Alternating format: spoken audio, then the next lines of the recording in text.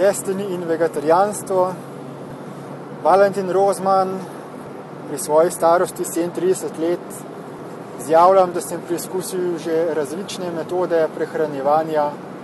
Pred 10 leti, ko sem se spustil na pot samospoznavanja, sem s časoma naprej postal vegetarijanec, potem veganec, sledilo je presnojedstvo in na to sem že skoraj prešel na prano, prehranjevanje za prano. Torej, navdušen sem bil nad idejo iz knjige Jess Mohin, ki trdi, da živi na prani, torej da ne je fizične hrane, ampak samo uživa nekaj tekočine, v glavnem vso življenjsko energijo pridobiva za dihanjem. In tudi v Sloveniji sem videl, da so nekateri ljudje, ki trdijo, da živijo na prani, da ne uživajo trde hrane. Zato sem si rekel, če to zmorejo oni, zmorem tudi jaz. Tudi ko sem potem svojo prehrano vse bolj očiščeval in ko sem prišel že na stopnjo, ko sem bil skoraj 2 tedna brez hrane, sem začel doživljati fizične bolečine v telesu. Notrni organi so mi začeli boleti in nisem vedel, kaj to pomeni. Ali je to stopnja, ki jo moram premagati, torej da moram še malce stisniti in potem bodo bolečine minile in potem bom tudi jaz živel samo še od dihanja, od univerzalne življenjske energije, ki je povsod okoli nas. Vendar sem se potem odločil prenehati, kajti če bi nadaljeval, bi lahko dobil trajne poškodbe notrnih organov. Začel sem zopet normalno jesti. Torej, moja vegetarijanska pot se je na to zaključila, ko sem v stiku z drugimi ljudmi doživljal podzavestne čustvene reakcije. Torej, nisem mogel sprejemati drugih ljudi, ki so jedli meso, kajti njihovo dejanje sem zaznaval kot nedopustno. Menil sem, da kdor je meso, pripomore k trpljenju in mučenju živali na tem svetu in da jaz, ker sem vegetarijanec, ker mesa ne jem, sem naredil korak naprej, sem postal veliko bolj napreden, veliko bolj pomemben. In kadarkoli sem jedel v družbi z drugimi ljudmi, ko so opazili, da sem vegetarijanec, se je zgodba začela napletati v zvezi s tem, začeli so me spraševati, zakaj pa ne jem mesa, in potem sem začel razlagati in nekateri so poslušali, nekaterim ni bilo mar, nekateri so trdili, da je meso nujno potrebno za življenje človeka.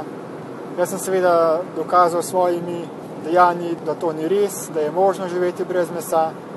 Tudi enkrat sem šel na zdravniški pregled in ugotovili so mi slabokrvnost, pomanjkanje železa in moral sem začeti jesti, piti določene sirupe, da sem si izboljšal krvno sliko. In človek se lahko odloči za različne oblike prehranjevanja. To, če se vpraša, odkot, zakaj pride do teh odločitev, vidimo, da te ideje prihajajo od zunanjosti, od drugih ljudi, ki skušajo človeka analizirati z umom in ugotoviti, kaj je zanj najbolje. In ta prepričanja se med sabo tudi nasprotujejo, tako da ne moreš videti, kaj je res. Če nekdo nekaj trdi, ali je to res ali ne, tega ne veš, dokler ne preizkusiš. Kaj pa je tisto vodilo, ki potem odraža resnico, potem neko informacijo potrdi ali zavrača? V smislu prehranjevanja je to vsekakor človeško fizično telo. Torej, to, kako se človeško telo obnaša, kako se spreminja, kako reagira, potem, ko ti spreminjaš svoje prehrambene navade, to je nekako odraz tistega, ali ta prehrana podpira tvoje fizično telo ali ne.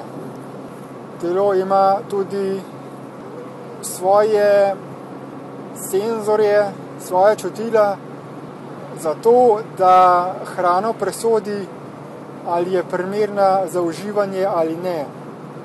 Hrano seveda najprej vidimo z očmi, potem jo povohamo in naposled jo okusimo z jezikom. In če nam nekaj zadiši in če jeziku nekaj tekne, kako lahko trdimo, da ta hrana ni primerna za nas? Kajti naš lahko prepriča nas oziroma zatre te informacije, te povratne informacije fizičnega telesa do take mere, da popolnoma prenehamo poslušati svoje fizično telo.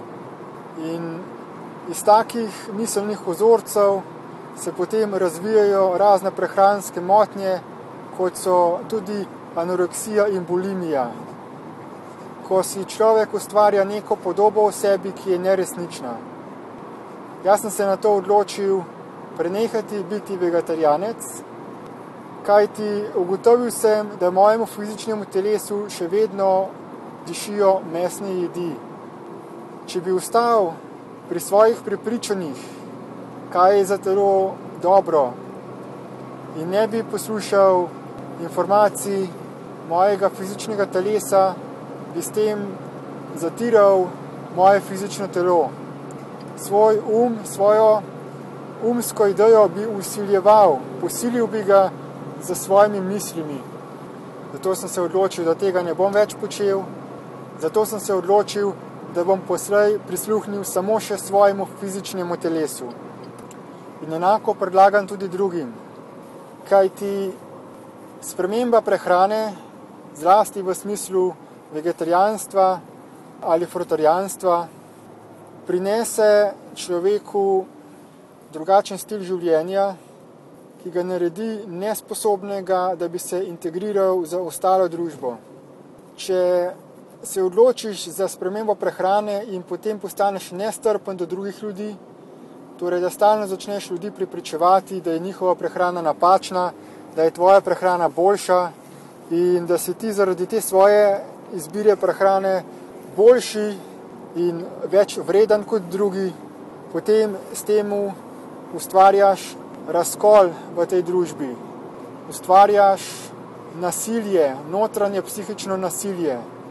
In to ni tisto, kar je osnova za to, da medsebojno živimo v sožitju. Naprej na tej fazi človeštva je bolj pomembno, da poskrbimo za druge stvari. Ne, da spreminjamo svojo prehrano in potem začnemo kritizirati ostale ljudi, ki imajo drugačne prehranske navade, temveč da naprej poskrbimo za to, da bojo sita usta vseh ljudi in vseh živali na tem svetu. Kajti enostavno je poskrbeti za sebe, se ločiti, ustvariti svoj vrt, imeti svojo kmetijo, predelovati hrano za sebe in se na ta način imeti za pomembnega in si domišljati, da si dosegel najvišjo stopnjo razvoja v svojem življenju, ki je možna.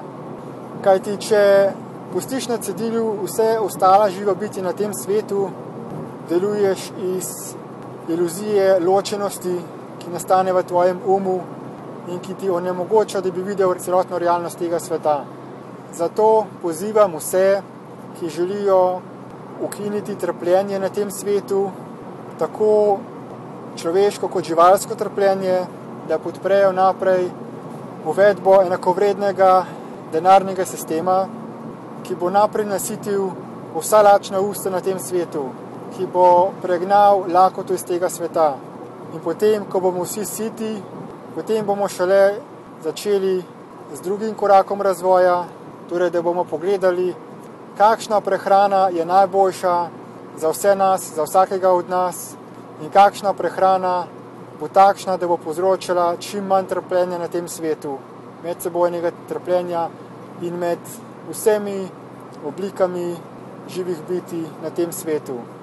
Prosim, raziščite Destiny, spletno stran Equal Money in gremo lepo naprej, korak za korakom, brez prehitevanja, brez samopoveličevanja, temveč vsi enakovredni, združeni, da skupaj postopoma izboljšujemo razmeri na tem svetu tako, kot je najboljše za vse. Hvala.